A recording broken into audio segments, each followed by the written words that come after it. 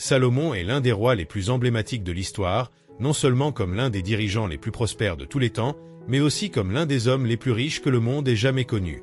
Dans la Bible, il n'est pas seulement remarquable pour être le successeur de son père, le grand roi David, sur le trône d'Israël, mais aussi pour sa sagesse inhabituelle et ses réalisations extraordinaires, dont la principale est la construction du premier temple à Jérusalem. Bien que le nom de Salomon n'apparaisse que dans les derniers jours du règne de David, à partir de ce moment-là, il est mentionné environ 300 fois dans l'Ancien Testament et au moins 12 fois dans le Nouveau Testament. En outre, Salomon est mentionné dans d'autres sources historiques et impliqué dans des légendes juives, dont certaines l'associent à des pratiques mystiques et même à de prétendus pouvoirs de contrôle sur les démons. Cependant, dans cette vidéo, nous allons explorer la véritable histoire de Salomon telle qu'elle est rapportée dans les Écritures. Salomon était le fils de David et de Bethsabée, la femme d'Uri. Il est né alors que David régnait déjà depuis Jérusalem et tout au long de son règne était connu sous le nom de Jédidia, qui signifie « bien-aimé du Seigneur ».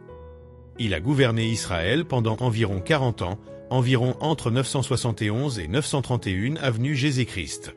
Cependant, nous savons peu de choses sur les premières années de la vie de Salomon, mais à partir des informations bibliques sur l'environnement familial de David, nous pouvons nous faire une idée de la façon dont il a grandi et s'est préparé à son rôle de roi d'Israël.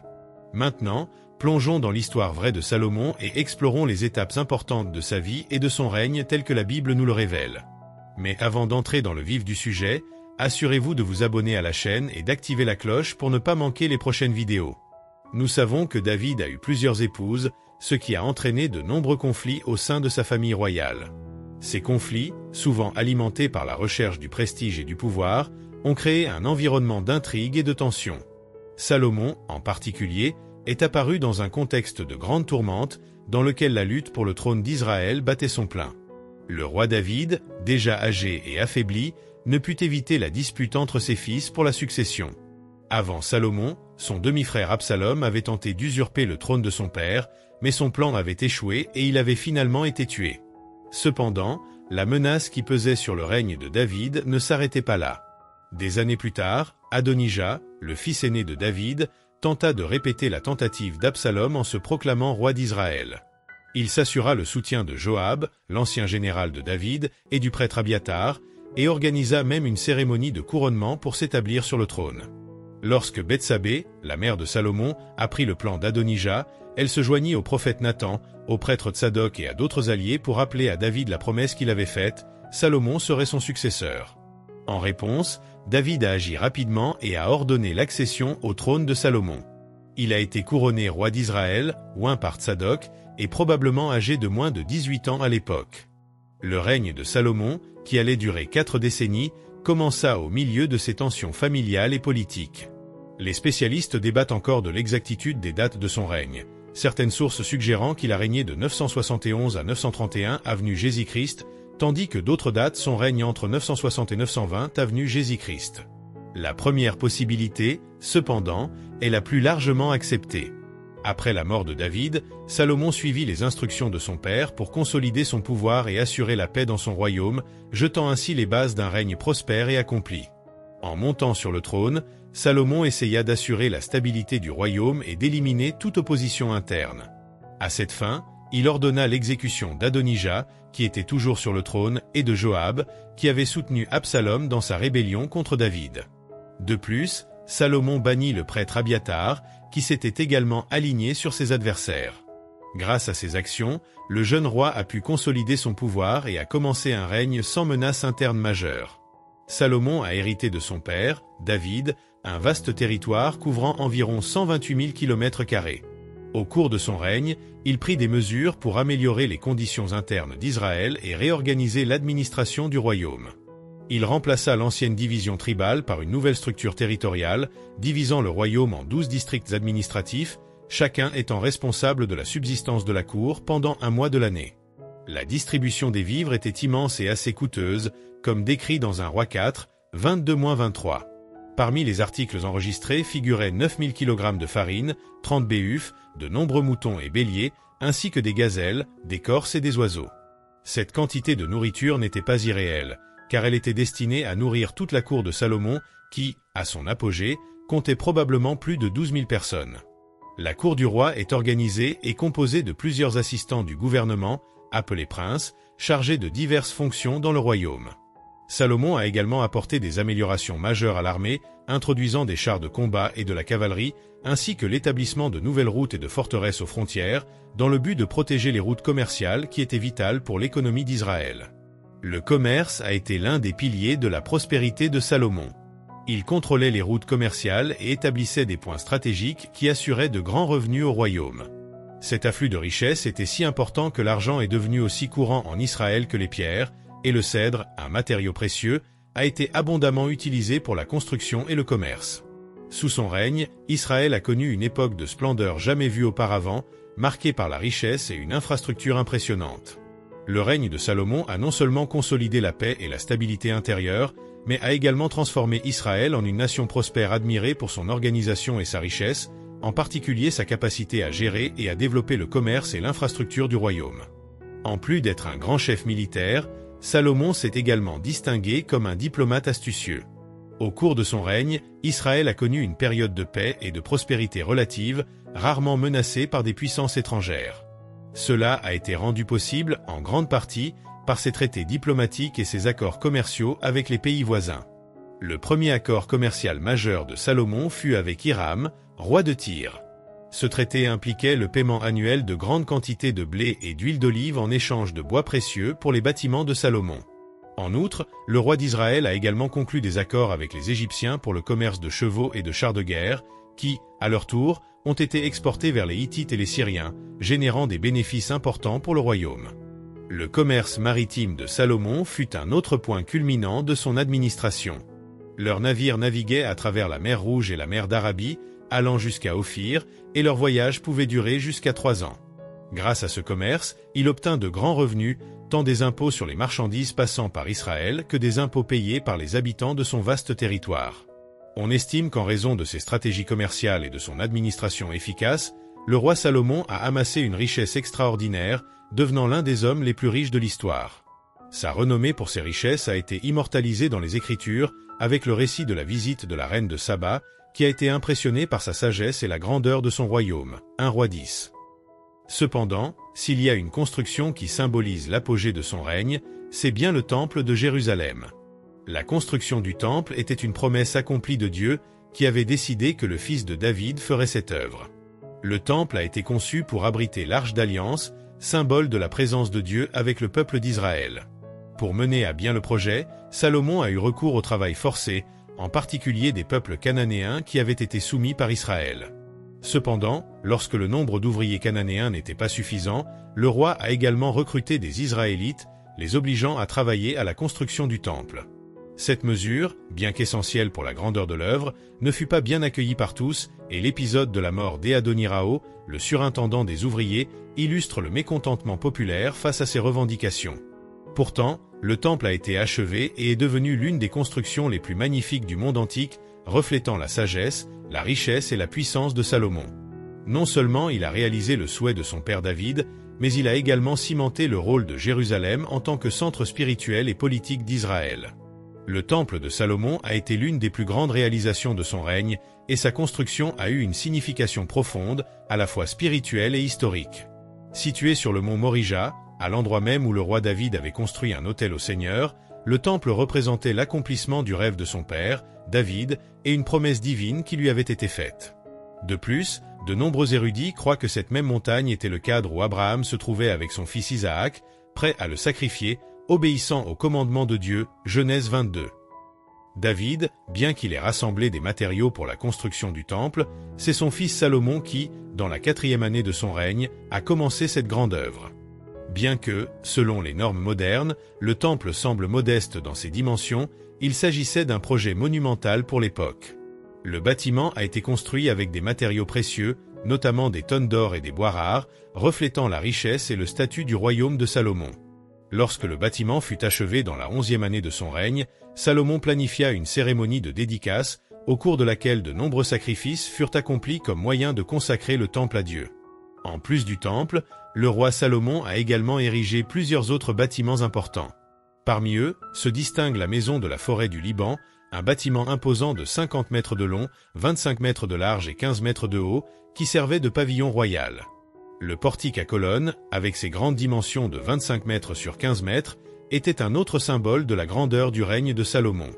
Il s'est également construit un palais, digne de son statut, qui abritait ses 700 épouses et 300 concubines, ainsi qu'une immense forteresse pour protéger le temple. En plus de ses réalisations architecturales et économiques, Salomon est largement reconnu pour sa sagesse exceptionnelle. L'un des épisodes les plus connus de cette sagesse s'est produit lors d'un procès au cours duquel 2 femmes se sont disputées la maternité d'un bébé. Sans preuve et avec la situation apparemment insoluble, Salomon a proposé de diviser l'enfant en 2. Cependant, la vraie mère, en entendant cette proposition, préféra renoncer au droit à son fils afin de lui sauver la vie. Avec cela, Salomon a révélé sa sagesse, reconnaissant laquelle des femmes était la vraie mère et résolvant ainsi l'affaire de manière impartiale et équitable. Ce jugement n'est qu'un exemple de la profondeur de la sagesse dont Salomon a fait preuve. De plus, une grande partie de sa sagesse a été consignée dans des textes littéraires, tels que les Proverbes, l'Ecclésiaste et les Cantiques, des livres qui restent à ce jour des sources de réflexion sur la sagesse, la moralité et la nature humaine.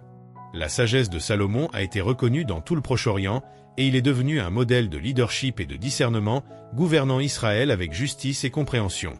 En effet, le règne de Salomon fut une période de paix, de prospérité et de grande sagesse. Il a consolidé la nation d'Israël, établissant une ère de stabilité et de richesse qui resterait une étape importante pour les générations futures. Salomon, en plus d'être connu pour sa grande richesse et sa puissance, était largement reconnu pour sa sagesse incomparable. Selon les Écritures, il est responsable de la composition de milliers de proverbes et de chansons, explorant des thèmes profonds et divers, de la nature aux animaux, en passant par les oiseaux, les reptiles et les poissons. La Bible rapporte que la profondeur de ses enseignements était impressionnante et qu'il est devenu une référence de sagesse pour de nombreuses générations. Il est traditionnellement crédité d'être l'auteur de grande partie du livre des Proverbes, de l'Ecclésiaste et du Cantique des Cantiques, ainsi que d'être associé à certains des psaumes, tels que les psaumes 72 et 127. Sa sagesse n'était pas seulement un point important en Israël, mais elle a également attiré l'attention d'autres peuples et rois. L'un des épisodes les plus remarquables a été la visite de la reine de Saba, qui a parcouru de longues distances depuis les confins du monde connu pour tester et entendre Salomon. Elle posa plusieurs questions et énigmes difficiles, auxquelles le roi répondit avec beaucoup d'habileté et de clarté. Impressionnée par la profondeur de ses connaissances, la reine de Saba offrit à Salomon de grandes richesses, dont plus de 4 tonnes d'or. Malgré l'immense sagesse de Salomon, son règne a également été marqué par des décisions qui ont créé de grandes difficultés pour lui et pour le peuple d'Israël.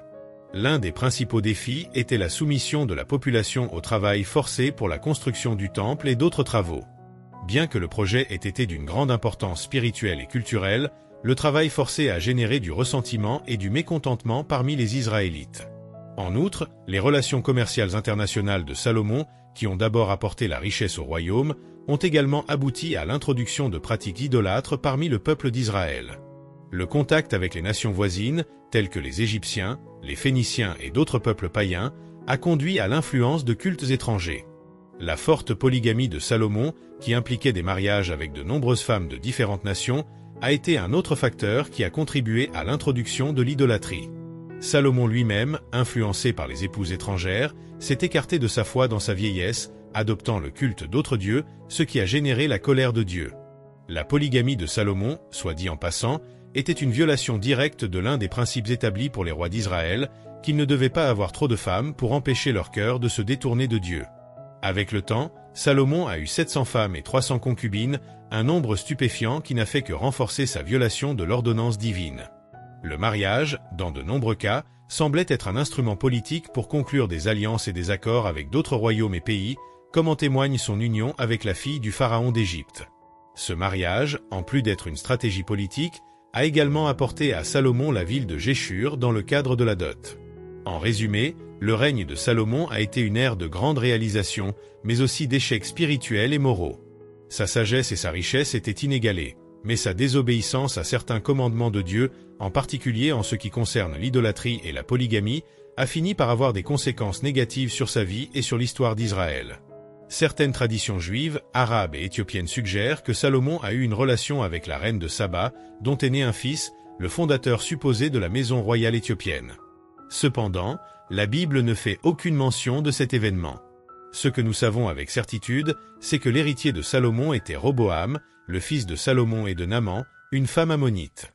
La Bible suggère également que, compte tenu des 40 ans de règne de Salomon et de l'âge de Roboam au moment de sa succession au trône, la relation de Salomon avec Naman a probablement commencé avant son règne. Par conséquent, certains érudits pensent que Naman était la première femme de Salomon. Cependant, le plus grand péché de Salomon était son apostasie de Dieu. Bien qu'il ait reçu une sagesse divine sans pareille, il n'a pas utilisé cette sagesse pour suivre les lois de Dieu. Au lieu de cela, il a cédé à la pression de ses épouses étrangères, adoptant des pratiques idolâtres et suivant d'autres dieux. Cela a suscité l'indignation de Dieu, car, ironiquement, le roi le plus sage d'Israël était le plus insensé dans les choses de Dieu. Salomon, en manquant de respect aux commandements divins, ne pouvait s'attendre à l'impunité. Cependant, la miséricorde de Dieu, à cause de son alliance avec David, a fait que le châtiment de Salomon a été reporté de son vivant. Malgré cela, Salomon n'a pas entièrement échappé aux conséquences de ses actes. Dieu a suscité des ennemis contre lui comme instrument de jugement. Parmi ses opposants, le plus important était Jéroboam, qui commença à gagner en notoriété en tant que leader fort et capable. Il s'est rebellé contre l'administration de Salomon, en particulier contre les politiques qui pesaient sur le peuple d'Israël, tels que les impôts élevés et le travail forcé. La division du royaume d'Israël a commencé à se former alors que Salomon régnait encore, mais elle a été consommée après sa mort. Jéroboam, un chef des tribus du nord d'Israël, est devenu le premier roi du royaume du nord, tandis que Roboam, le fils de Salomon, dirigeait le royaume du sud. Cette division était, en fait, un jugement de Dieu sur la désobéissance de Salomon. Bien qu'il ait connu un règne de prospérité et de grandeur, le manque de fidélité au Seigneur a eu des conséquences inévitables. Ainsi, le glorieux royaume unifié d'Israël que Salomon avait construit a été déchiré après sa mort. Son fils Roboam n'a pas été en mesure de maintenir l'unité du royaume et par conséquent, Israël s'est divisé en deux royaumes distincts.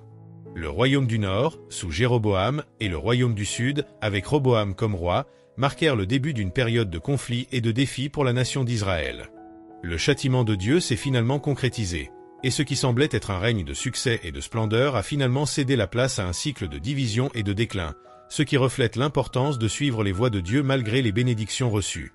La Bible n'offre pas beaucoup de détails sur ce qu'a été la mort de Salomon, mais ce que nous savons, c'est qu'il a eu une fin mélancolique.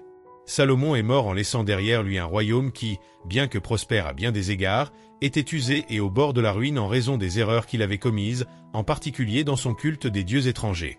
Malgré cela, il a apporté d'innombrables contributions à Israël. C'est le roi qui a construit le temple du Seigneur, a consolidé le pays sur la scène internationale et est devenu l'un des principaux représentants de la littérature de sagesse hébraïque, avec ses proverbes et ses chansons. Cependant, en dehors de ce que la Bible raconte, de nombreuses histoires extra-bibliques sur Salomon ont émergé, en particulier dans le domaine mystique et ésotérique. Cependant, il n'y a aucune preuve concrète que ces histoires sont vraies. La Bible mentionne l'existence d'anciens documents sur Salomon, tels que le livre de l'histoire de Salomon, qui a servi de source pour les livres de 1 roi et de 2 rois, mais ces écrits n'ont pas survécu au temps et n'existent plus. Ce qui nous est parvenu aujourd'hui, ce sont des légendes et des écrits fantaisistes, dont beaucoup sont produits par les courants mystiques du judaïsme médiéval, qui dépeignent Salomon comme un homme impliqué dans la magie, capable de contrôler les démons et même de parler aux animaux. Ces récits, cependant, sont basés sur des textes pseudépigraphiques, écrits par des auteurs inconnus et créés bien après l'époque de Salomon. Malheureusement, beaucoup de gens, sans connaissance historique appropriée, finissent par croire ces histoires, au lieu d'accepter ce qui est rapporté dans le texte biblique. La Bible est en fait l'œuvre la mieux documentée de l'histoire, et toute affirmation selon laquelle la véritable histoire de Salomon était cachée et sans fondement. Les histoires mystiques sont apparues bien après les textes bibliques, qui préservent un récit honnête et historique de la vie de Salomon. Dans le domaine de l'archéologie, la plupart des spécialistes s'accordent sur l'historicité de Salomon, bien qu'il y ait un débat sur l'étendue et les caractéristiques de son royaume. Les découvertes archéologiques récentes ont contribué à une meilleure compréhension de la période de la monarchie israélite, bien que les fouilles sur le site du temple de Salomon soient compliquées par des questions politiques et religieuses. En résumé, ce que nous savons vraiment de Salomon de manière fiable est ce qui est rapporté dans la Bible. Et surtout, toute la gloire et la splendeur de son royaume, avec toute sa richesse et sa sagesse, indiquent quelque chose de plus grand, le royaume éternel du Messie. Le psaume 72, attribué à Salomon, fait référence au roi humain, mais il prophétise également la venue du roi divin, qui est le Christ, le vrai chef éternel, qui apporte la justice et la paix à tous les peuples. Si vous avez regardé jusqu'ici, laissez votre commentaire sur ce que vous pensez de l'histoire de Salomon et n'oubliez pas de vous abonner à la chaîne. Que Dieu vous bénisse grandement.